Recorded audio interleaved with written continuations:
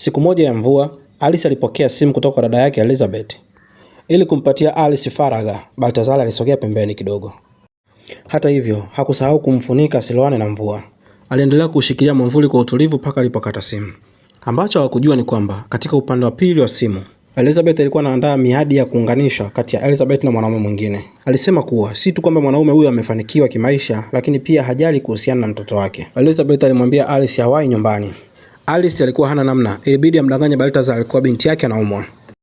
Bila kufikiri, Baltazar alisogea katikati ya barabara kusimamisha taksi.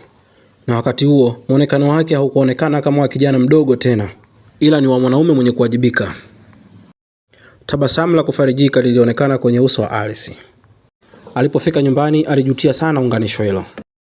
Mwanaume alikuwa mcheshi na tajiri, na mtu sahihi kwa ndoa. Hata hivyo, uwepo wa Baltazar uligonga tena kichwani mwake, ikionekana kuvurugwa na akiwa ni mtu aliye mbali na mawazo, na unganisho hilo la kimapenzi lilishindikana. Uhusiano wake yeye na Baltazar uliendelea kuongezeka siku hadi siku. Kwa pamoja walihudhuria fashion show, hafla iliyojaa watu maarufu sana. Alice kila mara alimsisitiza Baltazar asije kasababisha matatizo, lakini alipoona mwanamitindo amedondoka jukwani na hakuna kumuinua, moyo wake wa huruma ulimfanya akimbilie kwenye stage na kumwokoa yule dada. Mwanamitindo yule hakuumia, ila aliona aibu na haraka aliondoka. Baltazar alisimama kwa aibu kwenye ile stage, lakini hata hivyo majaji wa show hiyo hawakumuona kama mtu mbaya. Badala yake walivutiwa sana na yeye. Na baada ya show, Baltazar alimpeleka Alice nyumbani. Usiku huo wa giza uliongeza zaidi hisia zao. Labda kwa sababu walikuwa bado hawajafurahi sana, au labda kwa sababu walikuwa hawataki kuagana, walitaka kuendelea kwa pamoja. Hata hivyo walihudhuria disco pamoja. Japokuwa hakuna hata mmoja kati yao aliyekuwa amekunywa pombe, lakini vibe lao lilikuwa juu sana. Walipokuwa wakicheza karibu pamoja, walipotea kimawazo kwa muda. Baadaye Baltazar alimpeleka tena Lisa nyumbani. Alikusanya hisia zake na kutaka kumshika Lisa mkono, lakini Lisa aliutoa mkono. Lisa alibaki kwenye mgogoro wa mawazo kwa sababu yeye na Baltazar walipishana miaka 20, na huo ulikuwa ni ukweli usiopingika. Kwa tabasamu la kulazimisha, Baltazar alisema usiku mwema. Lakini alipoliona shepu la Lisa, kiukweli alishindwa kuvumilia. Alirudi na kujaribu tena. Alijitia ujasiri na kupiga kengele ya mlango. Alipogundua kuwa mtoto wa Alice hakuwepo nyumbani, alitumia nafasi hiyo na kumbusu Alice. Alice naye hakukataa. Labda naye alikuwa akiusubiri wakati kwa hamu. Na hapo ndipo walipothibitisha hisia zao kwa kila mmoja. Asubuhi na mapema, Alice alimwomba Baltazar aweze kuondoka kwa sababu binti yake anakaribia kurudi nyumbani. Kwa haraka, Baltazar alivaa na kujiandaa kuondoka. Lakini alipokaribia mlango tu, Alice alimuita na kumbusu tena. Baltazar aligubikwa na furaha isiyo kifani. Alice alipokuwa akijiandaa kwenda kazini, aligundua kuna ujumbe kwenye ukuta. Alifuata uelekeo wa mshale ulipomwelekeza kwenda. Alishangaa kuona tape recorder ikiwa imefichwa chini ya kiti. Alizivaa earphone na sauti ya Baltazar ikaanza kusikika, akimwalika waende kwenye date tena. Kwa sasa hivi Alice alikuwa akivutiwa sana na usafiri wa Baltazar, vile ambavyo alikuwa akikwepa magari barabarani. Kwa mara nyingine tena, Alice aliuona uzuri wa maisha, na hii furaha mpya aliyoipata kwenye maisha ilimfanya ongeze ufanisi kazini. Mabadiliko yake yalishuhudiwa kwa haraka. Marafiki zake walifurahi kwa ajili yake, wakishawishika kuwa atakuja kuwa mtu mzuri zaidi. Lakini kama unavyojua, maisha yanakupanda na kushuka, na uhalisia ukaanza kuleta mambo yasiyotarajiwa. Siku moja wakiwa pamoja, Baltazar alieleza ukweli juu ya upendo wake kwa Alice. Akifunikwa na uso wa furaha, alisikiliza kila neno zuri alilozungumza Baltazar. Simu moja kutoka kwa binti yake ikawatoa kwenye uwepo huo. Haya ndo maisha ya kuwa mama. Ninaweza kulimudu hilo. Una uhakika? Ndiyo, nina uhakika. Nikiwa na miaka 40 wewe utakuwa na miaka 21. Nitakapokuwa na miaka 50 wewe utakuwa na 31. Tunafanyaje sasa juu ya hili? Nachanganyikiwa mimi. Wakati huo Baltazar alikaa kimya. Hakuwahi kuwaza ugumu wa kuunganisha dunia mbili, na alikuwa hana jibu la kumpa Alice. Wakati huo Alice alikuwa hana namna zaidi ya kuondoka. Labda kutokuonana tena inaweza kuwa ndo suluhisho kwao.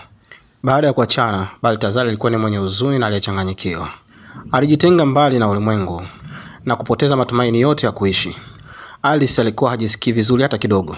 Kazi yake ikawa ngumu. Siku moja mteja muhimu alifika ofisini kuchagua mchoro, lakini hakuridhishwa na mchoro hata mmoja. Kwa bahati nzuri, mteja aliona picha Baltazar kwenye kompyuta ya Alice, na alisema siku moja Alice amwalike huyo kijana kwenye mitindo kwa ajili ya matangazo. Japokuwa Alice alijaribu kukataa, lakini Vincent alikubali haraka na akajaribu kumuonya na kumtishia kwamba kama atashindwa kumleta, atakuwa kwenye hati ya kufukuzwa kazi. Alice aliwekwa kwenye wakati mgumu sana. Alikuwa hana namna zaidi ya kumtafuta Baltazar, na kumwomba msaada. Japokuwa hawakuonana kwa muda mrefu, lakini hawakuonekana kufufua hisia za mapenzi kati yao. Kulikuwa na hali ya aibu na kutengana kati yao. Baltazar alikuwa hana namna zaidi ya kukubaliana na ombi la Alice. Alitaka kutumia fursa hii kumrudisha Alice kwenye maisha yake. Walipopiga story na Simon, aliugundua ukweli ambao ulikuwa ni mgumu kuukubali, kwamba kila kitu Alice alichokuwa amekifanya kabla kilikuwa ni kwa ajili ya kukuza kazi yake. Moyo wake ukagawika vipande vipande, lakini kwa kutaka kulinda utu wa Alice, hakutaka kumkabili ana kwa ana. Badala yake, mbele ya watu wote, alimvuta na kumpatia busu. Labda ilikuwa ni njia ya kuondoa msongo wa mawazo kwake. Lakini wakati wa kupiga picha, mahitaji ya maana yasiyo ya mpiga picha yalipofikia kiwango cha kumchukiza, hatimaye Baltazar alivunjika moyo. Alishindwa kuvumilia unyanyasaji huo hata kidogo, na akaamua kuondoka kutoka kwenye projekti hiyo. Alipohisi tatizo, Alice mara moja alimfuata, akimwomba amalizie kupiga picha. Baada ya kuona Alice ameweka kipaumbele sana katika kazi, Baltazar alishindwa tena kuzuia hisia zake. Huu ulikuwa uigizaji. Kiukweli natakiwa kupatiwa tuzo ya Oscar. Hongera, umepata kura yangu. Uigizaji daraja la kwanza. Kupata kupandishwa cheo. Nampendekeza Alice. Alipokuwa akiondoka, alimwona Vincent akiangalia kwa ghadhabu. Kwa muda Baltazar alihisi kuchanganyikiwa. Mwisho wa siku alijiona kama mtoto mdogo aliyefanya makosa, kwa sababu kutoka ndani ya moyo wake bado anamjali Alice.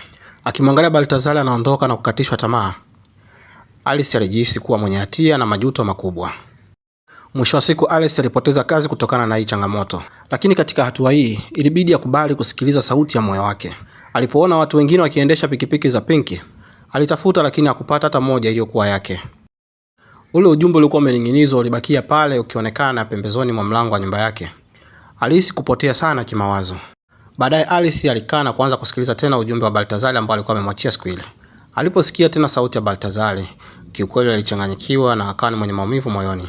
Mwisho wa siku ndipo alipoelewa kuwa amezama kwenye dimbwi la mapenzi na kijana mdogo. Hakutaka tena uhalisia uharibu tena hisia zake. Aliamua kumtafuta Baltazar na kufuata upendo wake. Alienda shuleni kwa kina Baltazar na kuingia hadi darasani. Walizani ni mwalimu mbadala amekuja na walimpa ili aweze kufundisha darasa. Aliganda kutokana na wanafunzi wote walikuwa wakimwangalia yeye.